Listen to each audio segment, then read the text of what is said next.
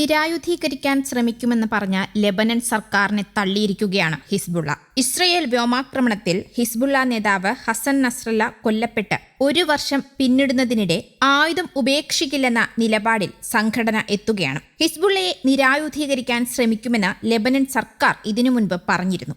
Lebanon ആസ്ഥാനമായുള്ള ബെയ്റൂട്ടിലെ നസ്രല്ലയുടെ ശവകുടീരത്തിന് സമീപം ഒത്തുകൂടിയ ജനങ്ങളോടാണ് നഈം Qasem ഹിസ്ബുള്ളയുടെ നിലപാട് വ്യക്തമാക്കിയത്. ഇസ്രയേൽ ആക്രമണത്തിൽ കാര്യമായ തിരിച്ചടി നേരിട്ട ഹിസ്ബുള്ള തളർന്ന് പിന്മാറില്ലെന്നും സൈനിക ശേഷി തുടർന്നും നിലനിർത്തുമെന്നും നഈം ഖാസിം പറഞ്ഞു. ഞങ്ങൾ ഒരിക്കലും ആയുധം താഴെ വെക്കുകയോ ഉപേക്ഷിക്കുകയോ ചെയ്യില്ല. ഇസ്രയേലിനെ സഹായിക്കുന്ന ഏതൊരു പദ്ധതിയെയും നേരിടുമെന്നാണ് ഹിസ്ബുള്ള നേതാവിന്റെ വിശദീകരണം. ഇറാന്റെ സഹായമുള്ള ഹിസ്ബുള്ള സംഘടനയെ നിരായുധീകരിക്കാൻ പ്രതിജ്ഞാബദ്ധമാണെന്ന് പ്രഖ്യാപിച്ച പുതിയ ലെബനീസ് സർക്കാരിനെ എതിർത്താണ് ഹിസ്ബുള്ളയുടെ ഈ പ്രഖ്യാപനവും ഇപ്പോൾ പുറത്തുവരുന്നത്. അതേസമയം ശനിയാഴ്ച സ്ത്രീകളും കുട്ടികളും ഉൾപ്പെടെ ആയിരക്കണക്കിന് ആളുകളാണ് നസ്രല്ലയുടെ ചരമവാർഷിക ദിനത്തിൽ ശവകുടീരത്തിലെത്തിയത്. കറുത്ത വസ്ത്രങ്ങൾ അണിഞ്ഞ് എത്തിയ ഇവരുടെ കയ്യിൽ നസ്രല്ലയുടെ ചിത്രങ്ങളും ഉണ്ടായിരുന്നു. ഇറാന്റെ supreme national security council secretary Ali ലരിജാനിയും ചടങ്ങിൽ പങ്കെടുത്തു.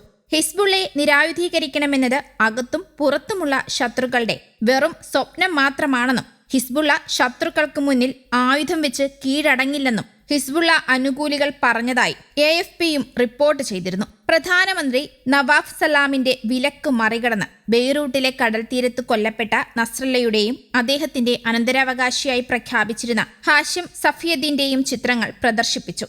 ഇസ്രയേൽ വ്യോമാക്രമണത്തിലാണ് നസ്രല്ലയും ഹാഷിമും കൊല്ലപ്പെട്ടത്. നസ്രല്ലയ്ക്ക് നേരെയുള്ള ആക്രമണം നടന്ന് ആഴ്ചകൾക്കകമായിരുന്നു ഹാഷിമിന്റെ കൊലപാതകം. ഇതിനിടെ നസ്രല്ലയുടെ ചരമവാർഷികത്തിൽ ഹിസ്ബുള്ള അനുകൂലികളും എതിർക്കുന്നവരും തമ്മിൽ ലെബനനിൽ സംഘർഷമുണ്ടായെന്നും റിപ്പോർട്ടുകൾ പുറത്തുവരുന്നുണ്ട്. കഴിഞ്ഞ വർഷം ഇസ്രയേലിന്റെ ഇന്റലിജൻസ് ഏജൻസി ആയിരക്കണക്കിന് പേജറുകളിൽ രഹസ്യമായി സ്ഥാപിച്ച സ്ഫോടക വസ്തുക്കൾ ഉപയോഗിച്ച് ലെബനനിൽ പൊട്ടിത്തെറിയുണ്ടാക്കിയിരുന്നു. അന്നത്തെ സ്ഫോടനത്തിൽ സാധാരണക്കാരായ ജനങ്ങളും ഹിസ്ബുള്ള അനുയായികളും ഉൾപ്പെടെ നിരവധി പേരാണ് കൊല്ലപ്പെട്ടത്. പിന്നാലെയാണ് വ്യോമാക്രമണം നടത്തി ഇസ്രയേൽ സൈന്യം നസ്രല്ല ഉൾപ്പെടെയുള്ള മുതിർന്ന ഹിസ്ബുള്ള നേതാക്കളെയും കൊലപ്പെടുത്തിയത്. ഇതോടൊപ്പം ആയിരക്കണക്കിന് സൈനികരെ വിന്യസിച്ച് തെക്കൻ ലെബനിലെ നഗരങ്ങൾ തകർക്കുകയും ഗ്രാമങ്ങൾ പിടിച്ചെടുക്കുകയും ചെയ്തിരുന്നു. പിന്നീട് 2024 ലെബനനും ഇസ്രായേലും വെടിനിർത്തൽ കരാറിൽ ഒപ്പുവെച്ചിരുന്നു. എന്നാൽ ഇപ്പോഴും സംഘർഷങ്ങൾക്ക് കുറവ് വന്നിട്ടില്ല. അതേസമയം ഹസൻ നസ്രുള്ളയെ വധിച്ചതിനെ കുറിച്ചുള്ള വിവരങ്ങൾ പുറത്തുവിട്ടിരിക്കുകയാണ് IDF ഇന്റലിജൻസ് ഡയറക്ടറേറ്റ്. ഇറാനിയൻ സാങ്കേതിക വിദ്യ ഉപയോഗിച്ച് നിർമ്മിച്ച